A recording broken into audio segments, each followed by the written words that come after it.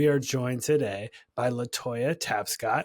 She's Senior Director, Global Head of the Gender Equity Think Tank with the Healthcare Business Women's Association. She's a CAE and has been in associations for a while. And I want to ask her first and foremost how the association world found her or how she found it.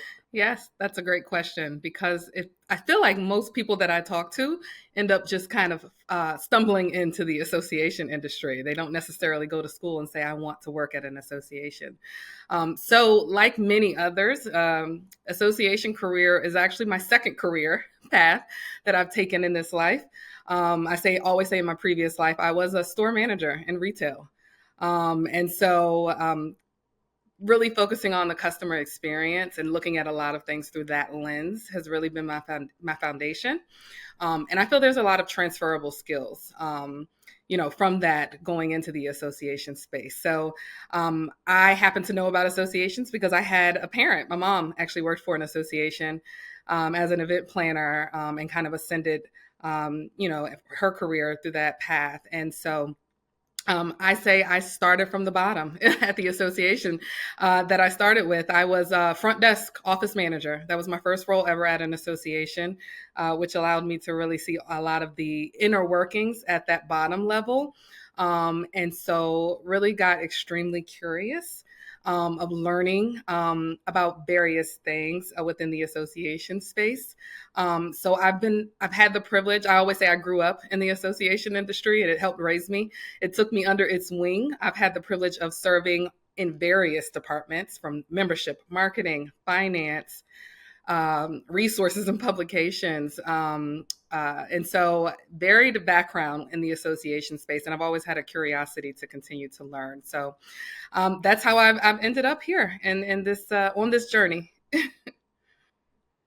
That's really, really awesome. I can relate to your experience a lot because when I graduated from college, I actually went into retail for roughly 2, 3 years after college. So with a college degree, I did not have any ego or anything like that about it. I really had a good attitude towards it. At the time, the job market was very difficult for entry level positions. And I was able to live with my parents after college in a somewhat humbling experience there and then work retail for 2 years or so. And I'll tell you right now, that was a very important part of why I am here today, like in my career all these years later, because that was the foundational Mm-hmm. skill that was set the tone for everything. When you talk about customer service, like I am really big on customer service. And I think that, everyone should have the opportunity to serve at least a couple years working in some form of either like retail or in the service industry where you would be like on the wait staff because it not only gives you an appreciation for the work that you will later do if you have aspirations to go beyond that work and do something different, because the foundational skills of customer service are like so important to every single job. And I couldn't agree more with you there. Is that kind of the similar feel that you have? Absolutely, definitely. I mean, I always think, people in retail and just anything where your customer service front facing are some of the hardest working people. And you really do get a lot of those foundational skills when you are dealing with customers day in, day out. And so I've had the privilege of when I was in retail, I was a store manager. So I was pretty deep in retail. And I had some really phenomenal leaders and district managers that really helped grow me in that industry. And so I really do look at everything through the customer lens and what is their experience. My biggest thing is how do you create a really great experience? So for me, when I was in retail, that was, when someone comes into my store, how do I make this a really great experience for them? And what journey do I want to take them on in this store? So that would come from the visual displays that we put up to, the customer service that they experience throughout and really, training my staff in the store. And so that really has translated, when it comes to the association space. Like I mentioned, I'm super curious, so I've always wanted to know kind of what each team does and understand the inner workings. I had the privilege of doing a professional rotation at one of my associations for 18 months, which was really helpful as well. And so for me, just like in retail, it's about that member experience and that journey. Kind of how do we get them in and where do we want them to go next? As they're engaging with this association, and what do we want that experience with that program or that in-person event, or as a volunteer leader, what do we want that experience to look like and feel like? Definitely. And I think having the customer service background not only helps you as it helped me when I worked at the American Urological Association really deliver superior customer service as a member services associate. Like that really was important. Because it wasn't too long after I had been working in retail to go ahead and like be really great about taking care of the members, but also like the skills of customer service transfer to working with your colleagues as well and management and all that type of thing. So again, that's amazing. And tell me about this professional rotation. I haven't heard of somebody doing that in the association space, but I assume it is something that goes on and you aren't the only one who has done it. But for someone who's unfamiliar with it, such as myself who works in associations, tell me about what that professional rotation was like. Yes, definitely. So I got to do a professional rotation during my time at ACC, Association of Corporate Counsel. And so when I say this to people, their eyes do typically, they perk up because they aren't as familiar with that, and they don't know many associations that explore that route. But I've seen professional rotations done where someone just kind of takes on a new role and to develop some new skills, maybe a gap that the association has that they need filled. But in my particular instance, I actually swapped positions with someone on another team, so that we both could essentially grow and develop new skills.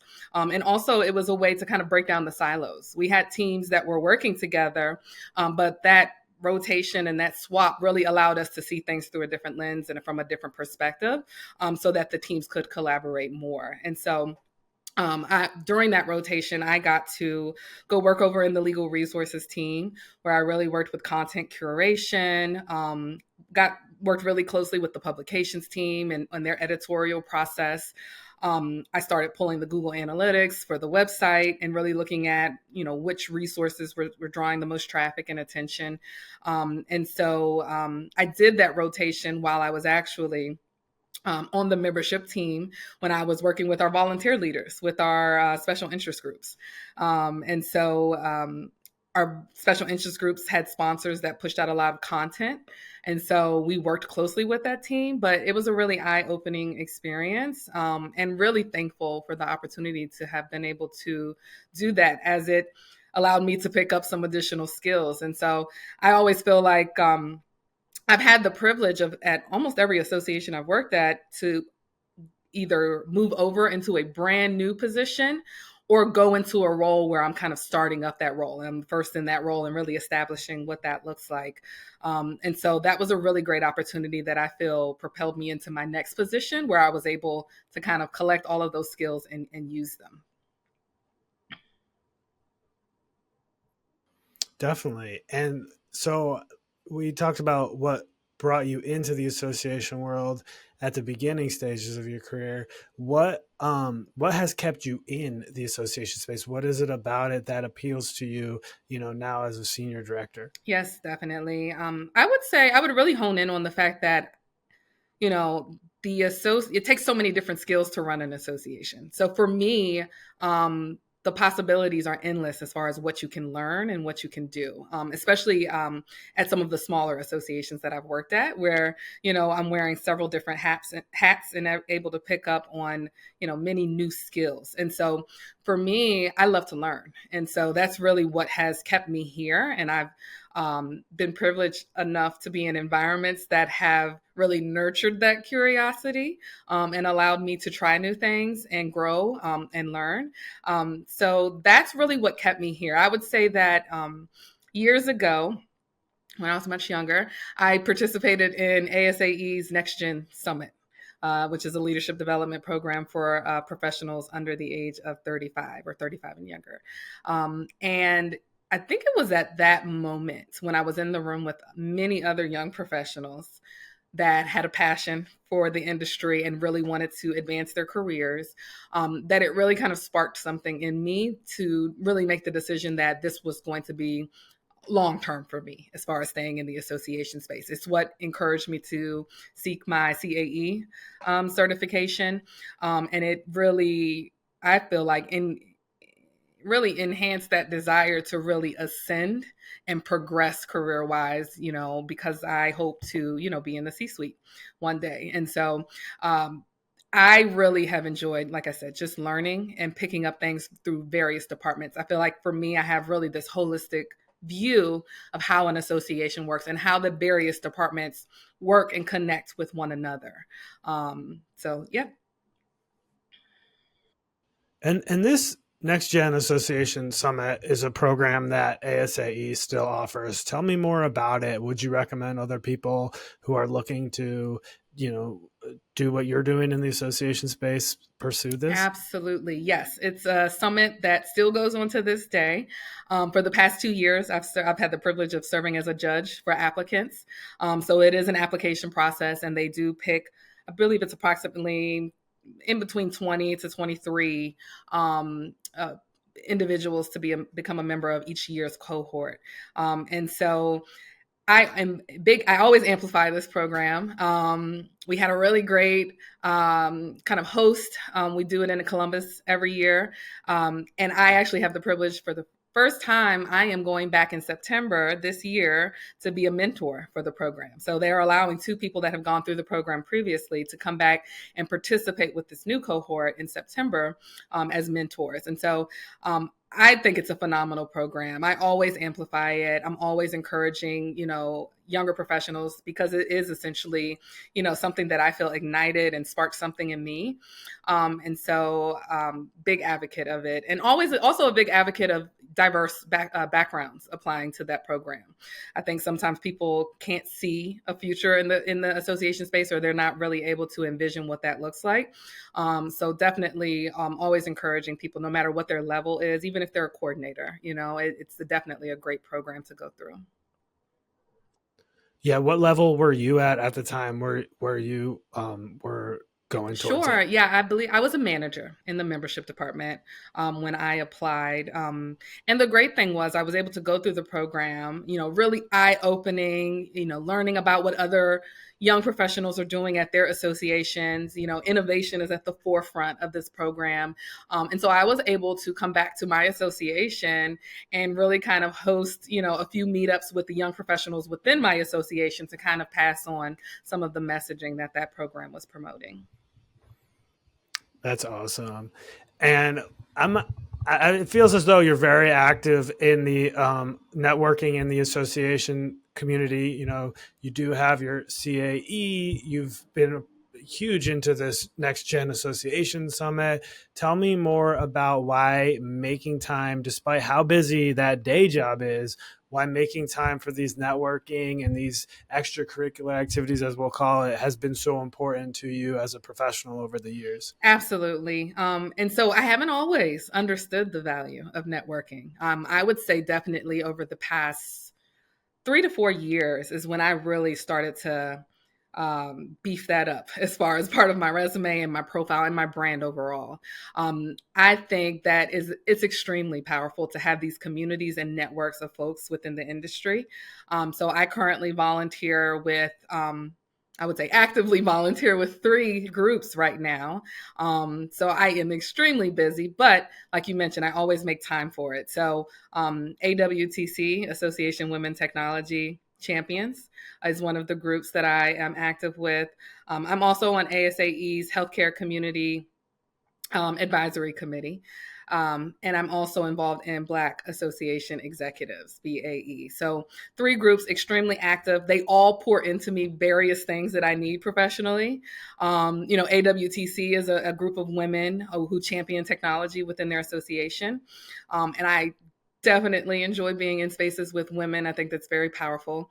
ASAE's healthcare community has really helped me because I actually just transitioned into the healthcare space a couple of years ago. So I'm a bit newer to healthcare in particular. I've worked in higher education, legal, and now I'm here in healthcare. So it's really expanded my network and being able to learn what others are doing at the various healthcare associations has been really helpful.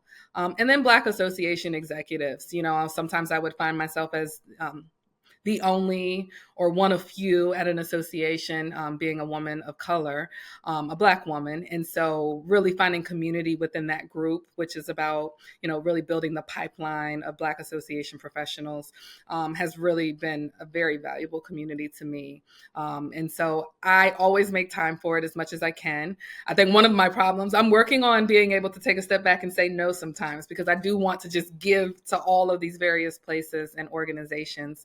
But it's been very powerful and very fulfilling. As a matter of fact, my new position that I just started recently actually came to me through a networking opportunity through an ASAE Next Gen alumni, someone who went through a different cohort. Posted it to the alumni group, and we were able to connect and speak about it. And I think they were able to help amplify, my resume internally. So it just goes to show you the power of the network and really being able to grow professionally, how much it can and help you. Definitely. And what's your networking Mm. style? Like, how can people network the right way and just make sure it's not just all about them? Make sure it's not just about themselves, and which obviously can turn people off. Like, what would you recommend, like, as a good networking style? Yes. Well, I think different things definitely work for different people. I would actually consider myself an introvert. And so networking is a skill that even to this day, I'm really practicing and flexing that muscle so that I can get better at it. And like you mentioned, find my own style and what works for me.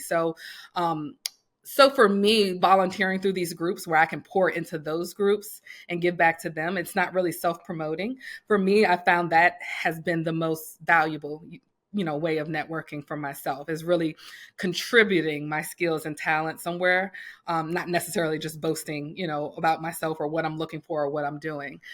So being able to kind of prove that value and just relationship building over time has really helped me. Even doing things like this podcast, this is probably stepping out of my comfort zone, something I probably wouldn't have done a few years ago. But the more I network, the more I build relationships, and the more that I really try to pull from those communities, right? So it's not just about me, but what can they offer me? What can I learn from these groups and these people? The more I've done it, the more comfortable I've gotten with it. So I always say, just practice makes perfect. And for me, I'm don't want to let off the gas pedal. I just want to kind of stay at this steady speed, and I'm really comfortable with the amount of networking that and volunteering that I'm doing right now. Yeah, and as we work towards wrapping up here, LaToya, tell me about some final words of advice that you would have for young professionals. I mean, you work with them all the time, but what are some other words of advice you have for young professionals in the association space, that we haven't already mentioned yet? Yeah, sure. So I think that I would one, I think networking, build your network, find ways to give back, even if it's on a small scale. So if you can find opportunities where, you can review programs with ASAE or other groups, where you can just kind of do micro volunteer opportunities, I really think that's helpful to get your foot in the door. And really learn from other professionals that have been in the industry for some time. I think there's a lot that younger professionals can pick up. And I think it's mutually beneficial. I think that, the association industry right now is hungry to know what young professionals are looking for and what's keeping them around as employees and what they may be looking for as members that they're serving. And so I do think that there are ways that young professionals can really add value to the conversation. And so finding opportunities to kind of get yourself in those rooms and in those circles, I think they'll find that mutually beneficial. This has been a great discussion. We're talking with LaToya Tabscott, CAE. She's a senior director, global head of the Gender Equity Think Tank with the Healthcare Businesswomen's Association. LaToya, this has been an amazing chat. Love learning, talking with you about some customer service and some amazing words of advice for younger people on networking, really anyone at any career stage of the association world. LaToya, this is the part of the conversation where I kind of ask if there's anyone in your network that you think that other association professionals could learn from by having them come on this podcast as well. Is there anyone that kind of jumps to mind? Sure, yeah. So I do a lot of volunteering. So one person that I work very closely with in my volunteering is Hannah Smith. And Hannah works for an association management company and kind of oversees a few different associations in his role. He also is on the board of directors for Black Association Executives. And he just got into the ASAE DELP program this year. So I think he would have a great conversation with you all and really be able to offer some value and some good lessons.